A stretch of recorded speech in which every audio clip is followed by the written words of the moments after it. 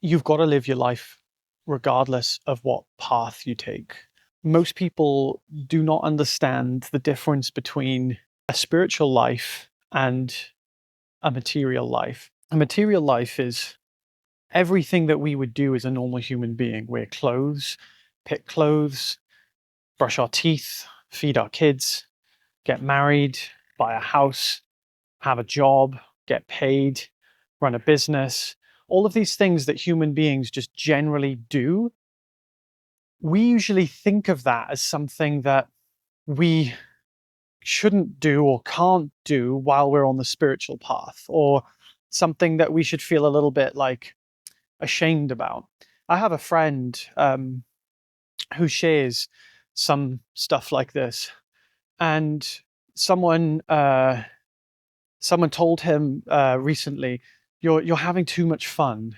This is a crazy projection. He's randomly in like a cafe, and he says to him like, I don't think you're living up to what you teach. You're having too much fun. You need to take this more seriously, and do all the things that conventionally you would think someone sharing about non-duality and things like that should be doing. And it's very interesting to it's very interesting to see that, to hear that. It's a common voice that people speak. It's not just this guy who's thinking that. It's quite a lot of people who think that we should live our life as though, like, the question that I ask myself is, what would Saja do if he wasn't a spiritual person? What would he do if he didn't care about spirituality and he just wanted to do the things he wanted to do in life? And that was to become an entrepreneur, that was to act, that was to sing, that was to climb. I just thought, okay, I'm going to do all of those things and realize that those are the things I was preventing. Those are the natural expressions of my my unique character and mind. And those are the things that I should actually be implementing, because if I inhibit myself from doing those things because I think it's more spiritual to do other stuff, like read spiritual books, attend meetings, retreats, and do all these things, that I'm just not doing those things because of the sake of, oh, well, if I do them, I'm just seeking happiness in them. So I'll prevent myself from going into the world and expressing myself and, being interested in clothes and, games and things like this, because it's all just material stuff. This is another complete block on this path. That is a load of nonsense. There's absolutely nothing in this world that you can or can't do that is not in alignment with this path, unless that thing is being done for the sake of finding happiness in it. So pretty much everything is aligned with the path, so long as it's so long as you're not doing it for the sake of finding happiness in it.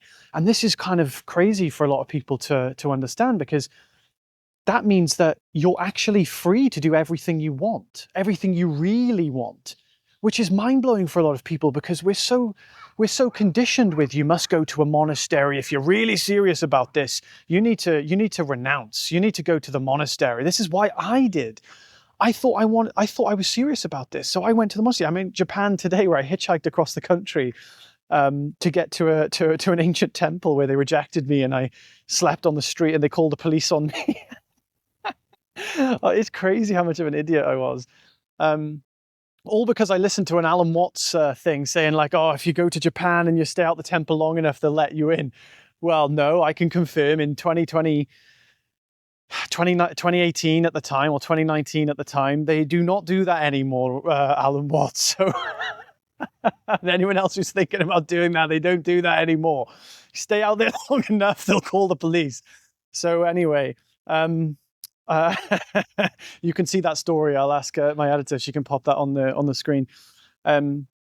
So you can basically do everything that you want, and this is mind blowing because most people think that you can't. You can, and you should. And this is a big part of what I'm doing in my retreat this year. It's going to be happening in December. What we're focusing on is what I consider the highest achievement in life, which is to have fun. Fun doesn't mean, oh, I'm going to go skydiving, I'm going to go shoot off in a rocket ship and do exotic things.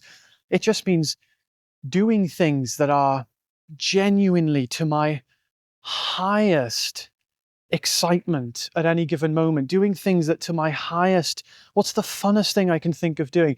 For me, it's just walking around this park filming a video. Sometimes it's sitting in a cafe and writing in my journal. Sometimes it's flying to Bali. Sometimes it's like going to, it just varies. It's just, and most people, they don't have access to this because they think that when you're having fun, you're doing something wrong. You're not on the path if you're having, you can't have fun and be spiritual at the same time. The spiritual path can't be fun. Yes, it freaking can. It can. And this is what I'm trying to share with people, is that it can actually be fun. So if we stop denying that part of ourselves and start to actually be interested in, what does this character love to do if it didn't have to seek happiness and if it didn't have to be spiritual?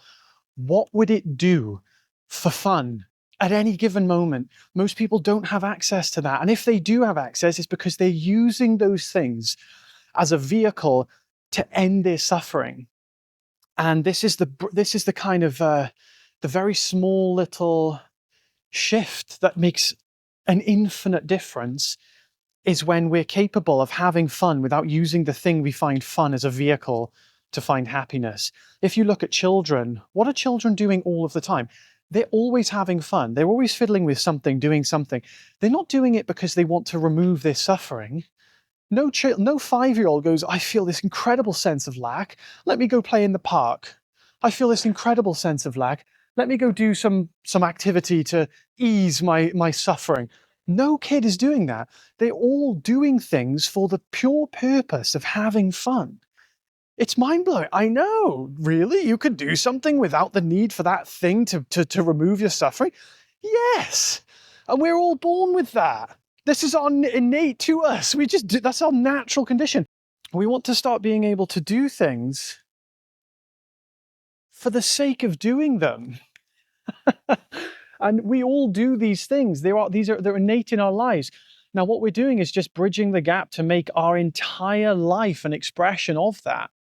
Our entire life becomes fun. It means we get to do everything that we want, and it is the most spiritual thing that we can do.